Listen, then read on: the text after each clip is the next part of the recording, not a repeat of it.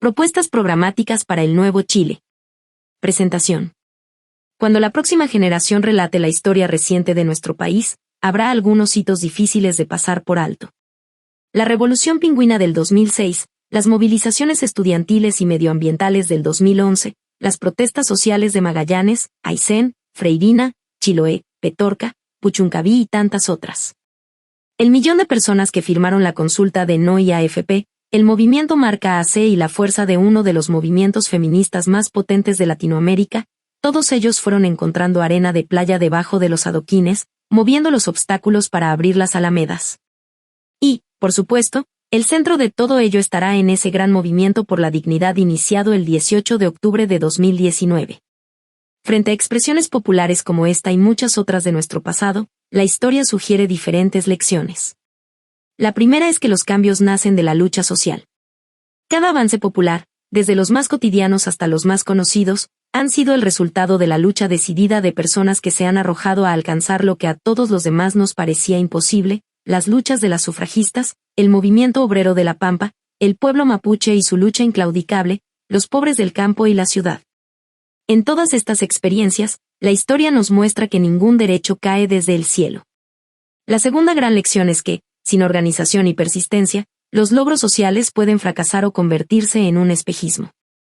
Que no basta con expresarse, sino que también hay que organizarse y disputar el poder político. La historia está llena de experiencias de protesta y rebeldía social que, con el tiempo, no pudieron lograr sus objetivos porque los adversarios, aquellos que se oponen a los cambios, fueron capaces de organizarse mejor, o por las divisiones y falta de estrategia de quienes luchaban por cambios. La historia está llena de experiencias de protesta y rebeldía social que terminaron siendo efímeras. Hoy, gracias a las movilizaciones de miles de personas, podemos decir que la Constitución de 1980, aquel pilar sobre el cual se sostenía el orden social injusto y excluyente, está muerta.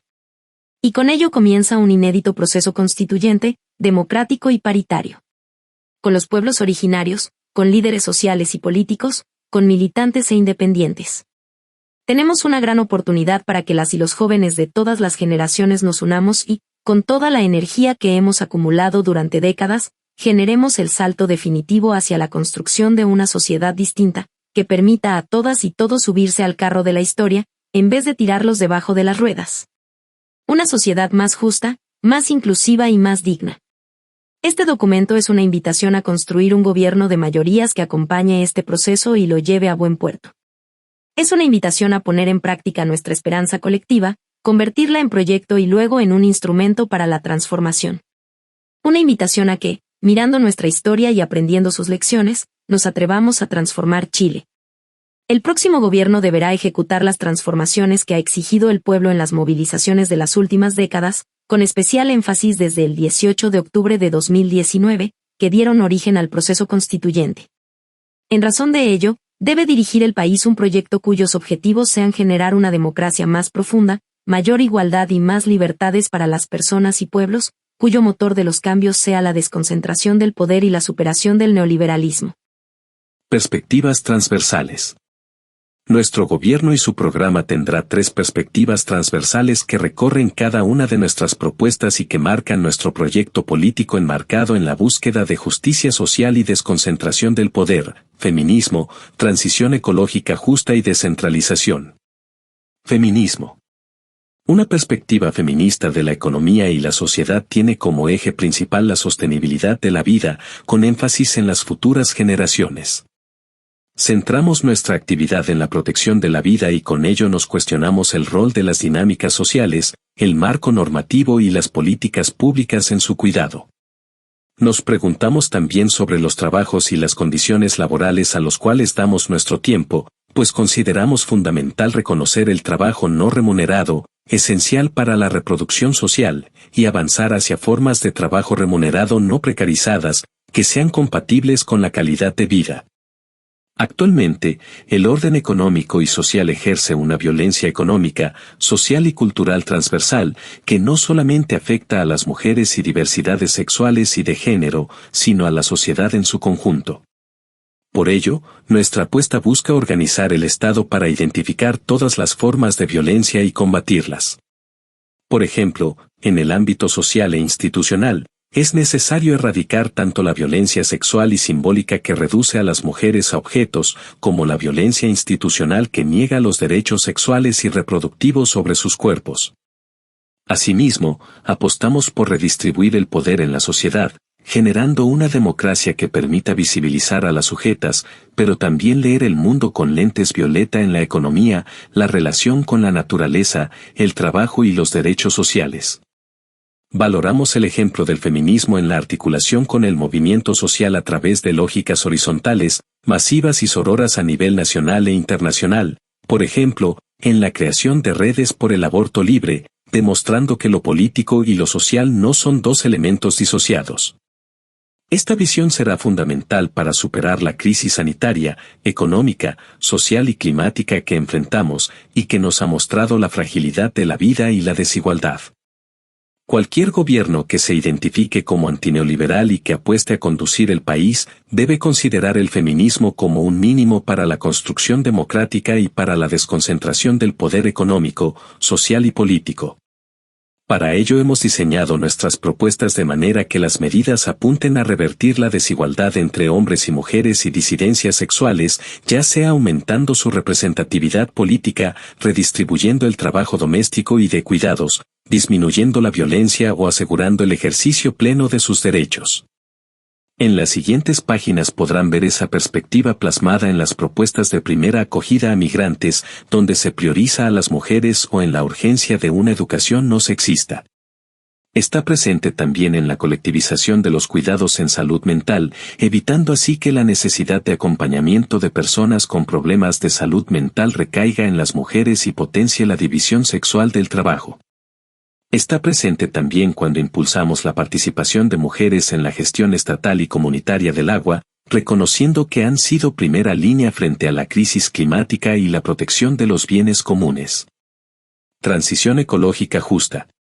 La evidencia científica es clara, la lucha contra la presente crisis climática y ecológica será el desafío principal de la humanidad durante el siglo XXI, será una verdadera pelea por la sobrevivencia. A estas conclusiones científicas se suma la dura realidad que las personas viven día a día. Hoy la pobreza y la desigualdad tienen cara de sequía, de contaminación y de devastación de ecosistemas que sostenían formas de vida que ya no son posibles. Nuestro país se encuentra en una situación de altísima vulnerabilidad frente a los efectos de la crisis, tanto por sus consecuencias en la estabilidad del clima y preservación de ecosistemas, como también por la dinámica que impone el modelo económico a la relación con la naturaleza. El sistema extractivista vigente mercantiliza los bienes comunes, extrae riqueza y destruye ecosistemas por doquier, mientras desarrolla relaciones laborales precarias, empobrece a las comunidades donde esta dinámica se expande y contamina sus vidas. Esta dinámica ha creado zonas de sacrificio a lo largo de nuestro país, donde es urgente detener las fuerzas del extractivismo para la recuperación del ecosistema y las comunidades que lo habitan. Creemos que, ante este complejo diagnóstico, las medidas son claras y demandan cambios radicales. Por ello, nuestro programa apunta a transitar desde una noción débil de sustentabilidad, con impacto sectorial y limitado, hacia el compromiso por entregar un carácter esencial y transversal al desafío de iniciar un proceso de transición ecológica justa a todo nivel. Esto exige establecer nuevas formas de politización de los bienes comunes naturales, transitar desde la dependencia de combustibles fósiles hacia energías renovables y limpias para todos los sectores, el reconocimiento del agua como un bien esencial para todas, todos y TATS, una reconsideración de la minería, y el reconocimiento de las deudas que acarreamos en esta área. Esta transformación, presente transversalmente en nuestro programa, contiene políticas capaces de disminuir radicalmente el impacto ambiental de nuestra sociedad y entregar avances sociales al pueblo. Por ello, las propuestas programáticas de este manifiesto contemplan sus impactos ambientales en múltiples áreas, tales como la provisión de vivienda, transporte o alimentos de manera sostenible y justa. La transición debe contemplar avances en derechos sociales y bienestar con el menor impacto posible, y conducirse bajo criterios de transición justa, justicia ambiental, participación y descentralización de las decisiones ambientales, poniendo al centro de la toma de decisiones a aquellos grupos desproporcionadamente afectados por el modelo de desarrollo extractivo y la sostenibilidad de toda la vida en el planeta. Descentralización. Nos comprometemos a distribuir el poder del Estado de forma igualitaria a nivel territorial. No solo es una actitud ética, sino porque el neoliberalismo descansa en una política y economía centralista en que las capitales definen el uso instrumental de las regiones.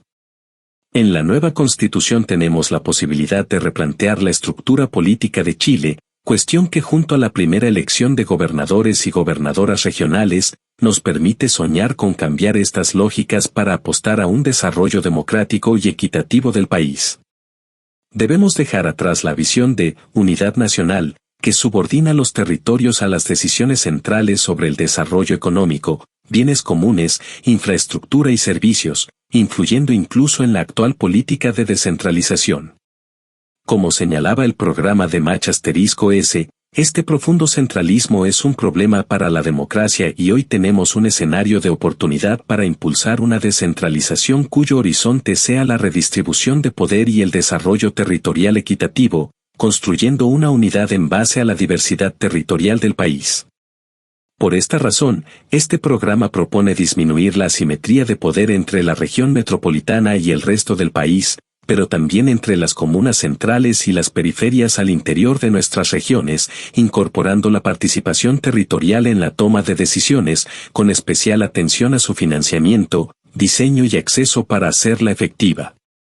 Esta perspectiva nos permitirá revisar la ley que regula las atribuciones de los gobiernos regionales, resguardar la pertinencia local de la oferta programática del Estado que queremos construir, la distribución de recursos de competencias y recursos, así como fortalecer el rol de los municipios en nuestro país. Ejemplos de ese esfuerzo son visibles al plantear la creación de oficinas municipales para promoción de la diversidad, la inclusión de población PAIC y el resguardo de sus derechos humanos o en impulsar la reforma al convenio marco para adaptarlo a las características y necesidades de cada región, la disminución de las brechas de infraestructura y servicios en las localidades, o en el desarrollo de una estrategia minera de adaptación a la crisis climática que considera la seguridad y sostenibilidad de las zonas mineras y sus comunidades, así como la recuperación ecológica de los territorios. Sin desmedro de esto, el desafío de la desconcentración del poder está presente en todas las áreas abordadas en este programa. Las 3 tareas de nuestro gobierno. A. Enfrentar la emergencia sanitaria y la crisis económica y social, heredada del actual gobierno de derecha. En marzo de 2020 la OMS declaró que estábamos frente a una pandemia por un virus desconocido con un alto poder de propagación. En un trabajo científico sin precedentes y en tiempo récord, se ha logrado disponer de vacunas que logren proteger a la población frente a los casos más graves.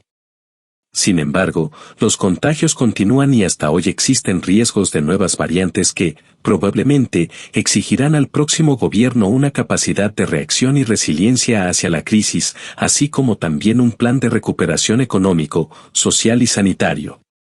Lo primero, es saber controlar la pandemia. Sin salud no hay economía. En segundo lugar, es necesario un plan de recuperación económica basado en la generación de empleo e inversión pública. Lo tercero, debemos tener un plan de recuperación en educación y salud. Y, finalmente, sacar lecciones y estar preparados para los desafíos sanitarios del futuro. B. Establecer un modelo socioeconómico que tenga al centro la sostenibilidad de la vida y el cuidado de las personas y comunidades y que apunte a la superación del neoliberalismo. Las múltiples crisis que estamos atravesando se suman a la crisis climática y social que venían desarrollándose previo a la pandemia. Por lo mismo, tenemos la oportunidad de aprovechar este contexto para avanzar en la transformación de nuestro modelo de desarrollo en un proceso de transición verde, justa, redistributiva y que ponga en el centro la sostenibilidad de la vida. Lo anterior tiene 3 componentes críticos. Una transformación de nuestra matriz productiva, impulsando encadenamientos a nivel regional que se materializan, entre otros elementos, en parques de innovación tecnológica y se apoyen en el rol que tendrá la banca del desarrollo en nuestro futuro gobierno. Este nuevo modelo, contempla acciones y medidas en torno al cierre de brechas digitales, la reconversión laboral, la transición justa ecológica y energética. La consagración de derechos sociales universales en materia de educación, sistema previsional, salud, vivienda.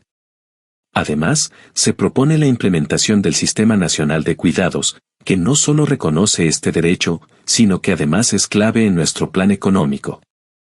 Una audaz reforma tributaria que recaude de quienes más tienen y quienes más contaminan para financiar todo lo anterior. C. Profundización democrática en todos los espacios.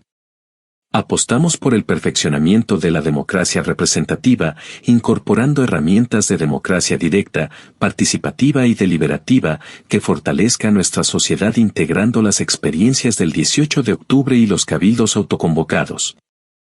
Por esta razón, nuestro programa también incorpora los insumos y la sistematización de cabildos realizada por las universidades. Nuestro compromiso democrático es integral y considera el fortalecimiento de los espacios locales de participación, la democratización y descentralización de la toma de decisiones y de las definiciones económicas y fiscales, y la incorporación de mecanismos de democracia directa en el ordenamiento que nazca de la Convención Constitucional. Proceso de construcción programática. Paso 1. Construcción del manifiesto. Comenzamos convocando a las fuerzas del Frente Amplio, incluyendo sus partidos y centros de pensamiento que apoyan esta candidatura, Rumbo Colectivo, La Casa Común, Saberes Colectivos, Territorios Colectivos, para la conformación de un comité de coordinación, quienes han sido responsables por el diseño metodológico de la construcción programática, el monitoreo de los grupos de trabajo y la sistematización del material producido en los equipos temáticos programáticos, ETP, que son la espina dorsal de este proceso. La primera fase de este trabajo, representada en el manifiesto programático que acompañó la inscripción de la candidatura para las primarias del 18 de julio, convocó a más de 450 personas para participar de los 35 equipos temáticos programáticos, ETP, encargados de estudiar en profundidad los antecedentes y propuestas sobre cada uno de los temas que componen nuestro programa. Los ETP están compuestos por las militancias de las distintas orgánicas que participan del proceso, dirigencias sociales y expertas y expertos en distintas materias. Estos grupos están a cargo de estudiar en profundidad el trabajo realizado para el programa de MUCHS, los resultados sistematizados de los cabildos autoconvocados resultantes del 18 de octubre y otros insumos provistos por las orgánicas participantes. Paso 2. Sociabilización y retroalimentación. La segunda fase que este proceso consideró buscaba fortalecer programáticamente los hitos de campaña y generar una convocatoria mucho más abierta. Los ETP compartieron sus propuestas con más de 500 organizaciones sociales y especialistas, y de manera paralela, junto a las concejalías electas del Frente Amplio y los coordinadores de los comandos territoriales se prepararon una serie de diálogos programáticos que tuvieron como objetivo retroalimentar y profundizar las propuestas del manifiesto e identificar, a través de una convocatoria abierta, los principales desafíos de los territorios. Una de las particularidades de estos diálogos es que durante la elaboración de nuestro programa se incorporaron procesos de consulta a niños, niñas y adolescentes, NNA, incluyendo una consulta digital que estará disponible en nuestra página web, así como un encuentro con NNA y juventudes, para aterrizar nuestras propuestas en las realidades de los distintos lugares de nuestro país. Paso 3. Cierre programático previo a las primarias, propuestas programáticas para un nuevo Chile. Corresponde a la elaboración de este documento, construido de manera participativa, con pertinencia local y mayor profundidad que el manifiesto programático.